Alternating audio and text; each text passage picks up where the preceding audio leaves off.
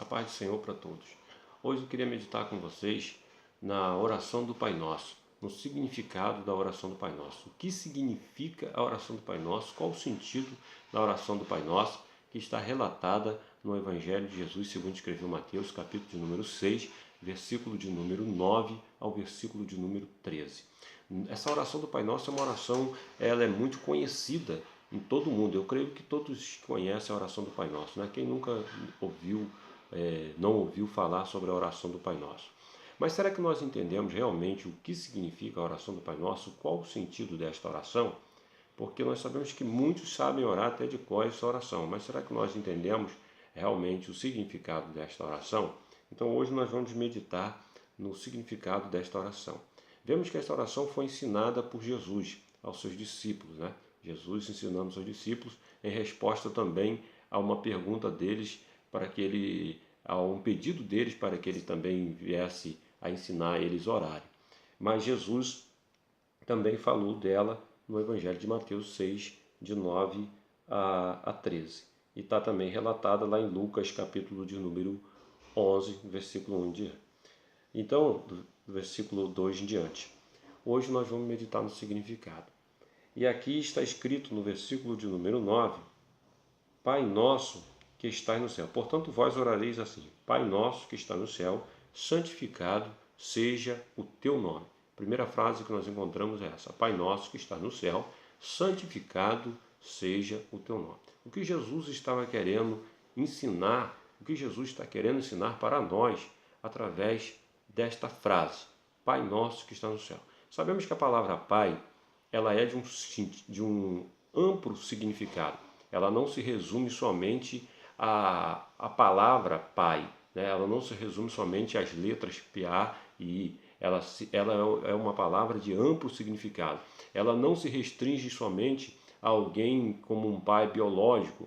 Ela também se estende àqueles que adotam uma criança, por exemplo, aqueles que cuidam, né, de uma criança, a um pai adotivo, aqueles que criam uma criança. Então ela também se estende a esse tipo de pessoa. Então é por isso que a palavra Pai ela tem um significado muito grande. Quando Jesus nos ensinou a orar Pai, a chamar por Pai, Deus de Pai, nós estamos com essa palavra reconhecendo que Deus, Ele é o nosso Criador. Ao chamarmos Deus de Pai, estamos reconhecendo que Deus, Ele é o nosso Criador, que nós viemos dele. E sem ele seria impossível de nós existirmos. Assim também como é impossível alguém vir ao mundo sem um pai. É isso? Então, quando nós chamamos Deus de Pai, estamos reconhecendo que nós viemos dele. Quando nós chamamos Deus de Pai, estamos reconhecendo também que ele é aquele que nos dá as coisas necessárias para a nossa subsistência. Ele é aquele que nos cuida. É isso? Assim como um pai cuida do seu filho, né? Assim como um pai sustenta, é aquele que dá o sustento, é aquele que dá o alimento ao seu filho. Quando nós chamamos Deus de Pai, estamos também automaticamente dizendo, Senhor, Tu és aquele que me protege, Tu és aquele que me guarda. Assim como um pai é aquele que guarda e protege o filho, né? Senhor, eu me sinto seguro na Tua presença, como um pai. Quando nós chamamos Deus de Pai, estamos dizendo também, Tu és aquele que me conduz, porque o pai é aquele que conduz o filho, né? Que ajuda na criação ali, que conduz o filho no caminho certo. Quando nós chamamos Deus de Pai, nós estamos dizendo também automaticamente, Tu és aquele que me ensina, Tu és aquele que me instrui, Tu és aquele que me guia. Então todas essas coisas nós estamos dizendo através da palavra de chamar Pai. Quando nós estamos dizendo também, Pai, estamos dizendo, Tu és aquele que se compadece de mim. Tu és aquele também que me corrige, né? Porque um pai também que ama o filho, ele corrige o filho. A própria Bíblia vai dizer qual o pai que ama o filho que não vai corrigir o filho, né? E como um pai se compadece do seu filho, assim o Senhor se compadece de nós. Então, quando nós chamamos Deus de Pai, estamos dizendo, Tu és aquele que me protege, Tu és aquele que me guarda, Tu és aquele que me guia, Tu és aquele que me instrui, Tu és aquele que me ensina, Tu és aquele em que eu me sinto seguro na Tua presença, Tu és aquele que se compadece de mim, Tu és aquele que me alimenta, Tu és aquele pelo qual eu vim ao mundo. Então, esse é o primeiro significado desta palavra que Jesus colocou na oração. A segunda coisa que ele falou, Pai nosso que está no céu, significando que a nossa oração ela deve ser dirigida ao Pai que está no céu. Ou seja, eu não posso dirigir a minha oração a qualquer outra criatura ou a qualquer outra pessoa a não ser o Pai que está no céu. Eu não posso dirigir a minha oração a nenhum discípulo do Senhor a nenhuma pessoa que já foi discípulo do Senhor, que já foi um apóstolo, que já foi um profeta. Eu não posso dirigir. É isso que Jesus está ensinando na oração. Jesus está ensinando que a nossa oração ela tem endereço certo. E o endereço da nossa oração é direcionada ao Pai que está no céu e não a uma pessoa, não a alguém que existiu e que morreu e que foi uma pessoa boa, e isso tudo não é Pai nosso que estás no céu. Então ele está ensinando uma direção da oração e automaticamente está nos dizendo que nós não devemos dirigir as nossas orações, um pedido nosso, a qualquer pessoa. A nossa oração não pode ser dirigida a qualquer pessoa ou alguém até mesmo que morreu, por mais boa que esta pessoa venha a ser. Então a oração tem que ser dirigida a Pai Nosso que estás no céu, não o Pai da terra e nem a qualquer outra pessoa. Pai Nosso que estás no céu. Terceira coisa, é ele falar que santificado seja o teu nome. Qual o significado desta palavra? Santificado seja o teu nome. O nome de Deus, por acaso, pode ser mais santificado? Impossível. O nome de Deus não pode ser mais santificado, porque o nome de Deus já é santo. A palavra já diz tudo, ele é Deus, ele é santo, ele é Senhor, Rei dos Reis e Senhor dos Senhores. Deus, ele pode ser mais santificado? Também não. Deus já é santo por excelência. Então o que Jesus está dizendo? Santificado seja o teu nome. Esse pedido nesta oração, Senhor, que o teu nome seja santificado. O que Jesus está querendo nos passar com isso? Jesus está querendo nos ensinar aqui, não no sentido que o nome de Deus deva ser mais santificado, não, porque o nome de Deus já é santo e Deus já é santo.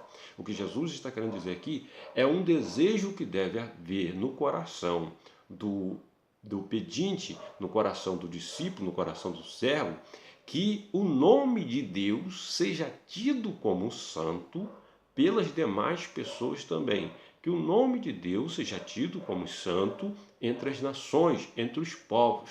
Que o nome de Deus seja honrado e seja glorificado pelas outras pessoas também. Então, nós tomamos a liberdade de traduzir esse versículo dessa forma: Pai, que o teu nome seja tido como santo entre todos os povos e entre todas as nações. Mas como que isso pode acontecer? O que Jesus está querendo dizer aqui, que quando há no coração do ofertante, no coração daquele que ora, um desejo que o nome de Deus seja tido por santo entre as outras pessoas também, a participação do discípulo, a participação do servo, vai ser de que forma para que o nome de Deus seja tido como santo entre as outras nações? Vai ser através do seu testemunho, do seu modo de viver. Ou seja, lá no livro de Romanos está escrito que o nome de Deus, no capítulo 2, versículo 24, está escrito que o nome de Deus muitas das vezes é blasfemado por nossa causa. O nome de Deus muitas das vezes é blasfemado pelo mau comportamento de uma pessoa que se diz cristão, de uma pessoa que leva o nome de Cristo. Então, automaticamente, se a pessoa ela comete coisas para que o nome de Deus seja blasfemado e seja murmurado, ela já está quebrando este princípio da oração que diz: santificado seja o teu nome.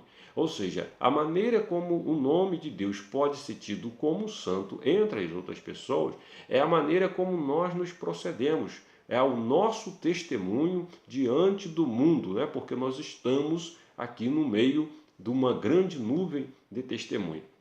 Então, nós vemos aqui que essa palavra ela tem esse sentido. Então, se nós desejamos que o nome de Deus seja tido por santo, seja tido por digno de honra e de reverência, nós temos que fazer o máximo para dar um bom testemunho, para que as pessoas olhem, como aquela sunamita olhou a Eliseu passando e disse: eis que observo que este que vai passando por nós é verdadeiramente um homem de Deus. Então é assim que o nome de Deus pode ser tido como santificado, santo, né?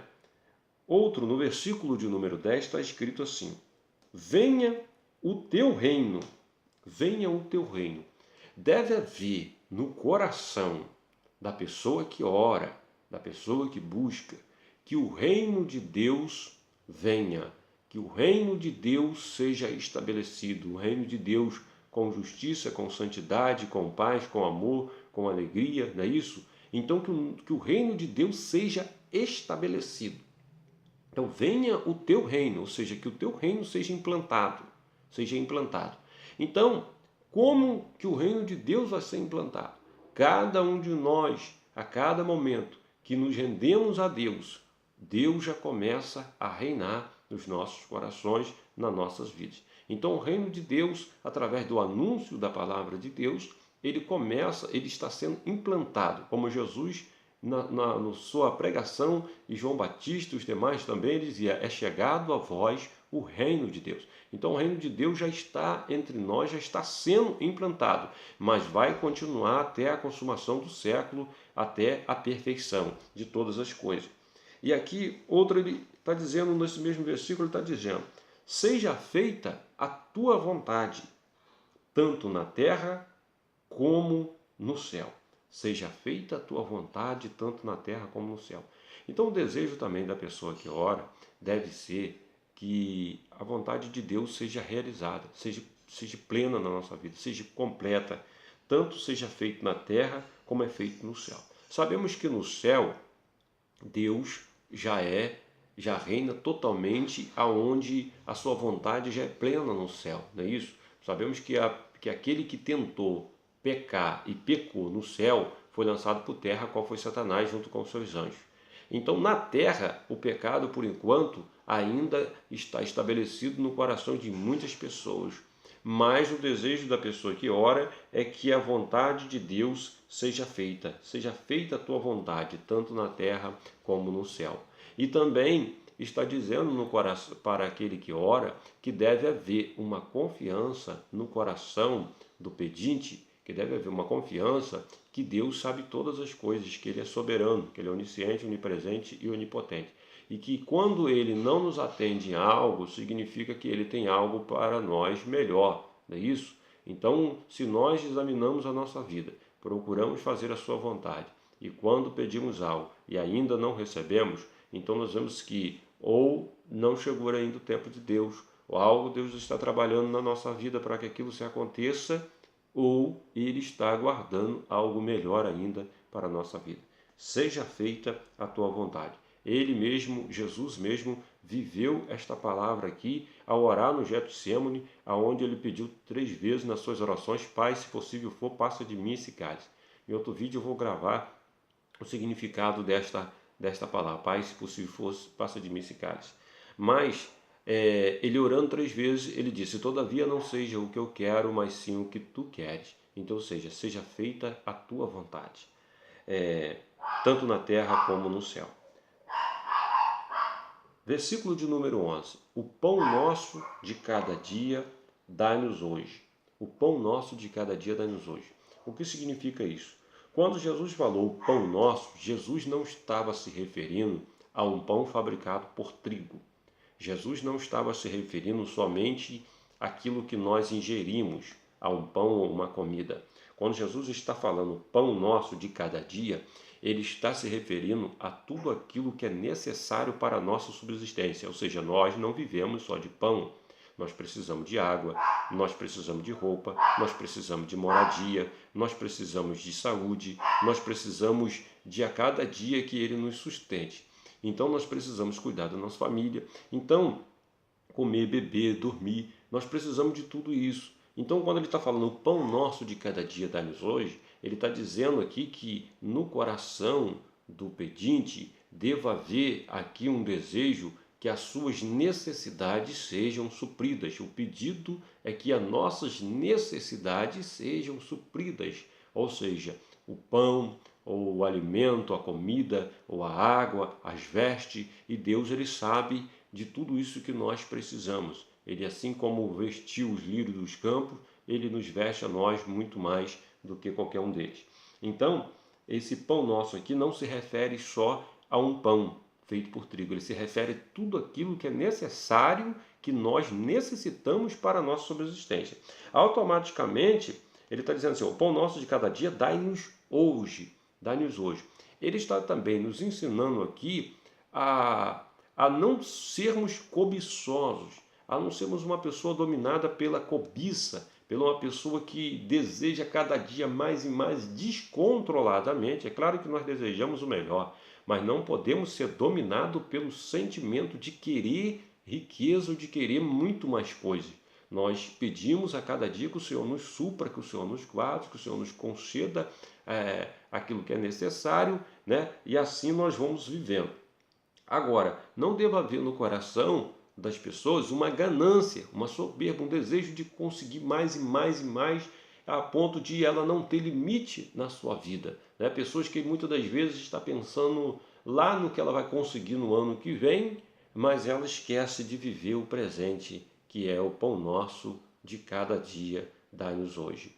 Então, devemos pedir o que é necessário para a nossa subsistência. Automaticamente também ele está doutrinando-nos acerca dessa teologia, contra a teologia de uma falsa prosperidade que é ensinada em muitos lugares.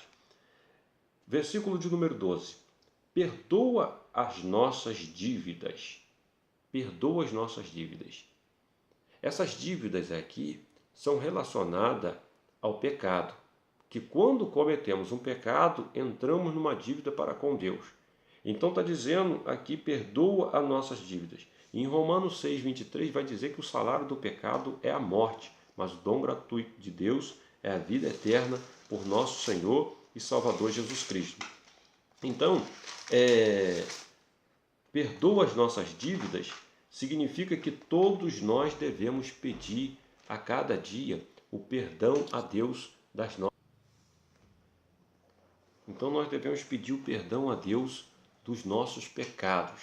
É isso, devemos reconhecer os nossos pecados. Perdoa as nossas dívidas. Deve haver um desejo no coração do pedinte, daquela pessoa que ora, do ofertante, que ele deva ser perdoado por Deus, um desejo de ele ser perdoado por Deus, um arrependimento no seu coração, e automaticamente ele vinha orando, pedindo a Deus o perdão. Só que aqui está dizendo aqui que perdoa as nossas dívidas, assim como nós perdoamos os nossos devedores.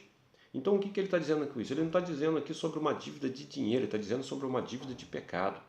Sobre aquela pessoa que muitas das vezes te fez alguma coisa, causou uma mágoa no seu coração, ela foi ruim para você em algum momento ela te entristeceu, e esta pessoa ela pecou contra você. Só que ele está dizendo aqui que nós devemos perdoar esta pessoa, e que a nossa oração deva ser, perdoa assim como nós perdoamos aquele que nos tem ofendido, aqueles